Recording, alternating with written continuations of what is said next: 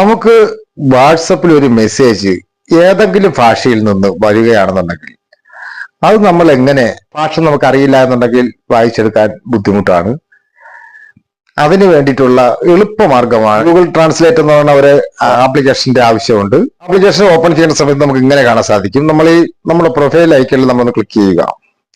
അതിനുശേഷം നമുക്കിവിടെ താഴെ സെറ്റിംഗ്സ് എന്ന് പറയുന്ന ഓപ്ഷൻ കാണാൻ സാധിക്കും. ഇതിൽ നമുക്ക് ടാപ്പ് ടു ട്രാൻസ്ലേറ്റ് എന്ന് പറയുന്ന ഒരു ഓപ്ഷൻ കാണാൻ സാധിക്കും. നമ്മൾ അതിനെ ഒന്ന് ക്ലിക്ക് ചെയ്യുക. അപ്പോൾ നമുക്ക് ഇതിന്റെ ലോഗോ നമുക്ക് നമ്മുടെ ഏത് ഭാഗത്തായിരുന്നാലും കൊണ്ടു കൊടുക്കാനുള്ള ഒരു കാര്യമാണ് ഇതിൽ കാണിച്ചിട്ടുള്ളത്. ഇതിൽ നമുക്കിവിടെ 3 കാര്യങ്ങൾ ഇവിടെ കാണാൻ സാധിക്കും.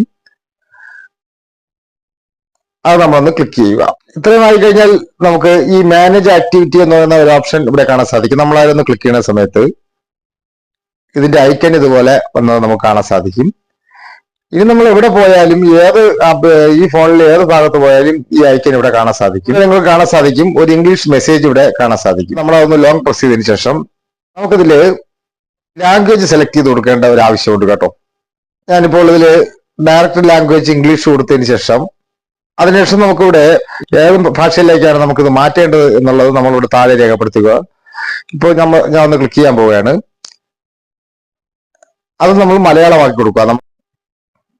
ഇപ്പോൾ ഇവിടെ കാണാൻ സാധിക്കും ആ ഇംഗ്ലീഷ് ടെക്സ്റ്റിന്റെ മൊത്തം മലയാളം ഇവിടെ കാണാൻ സാധിക്കും.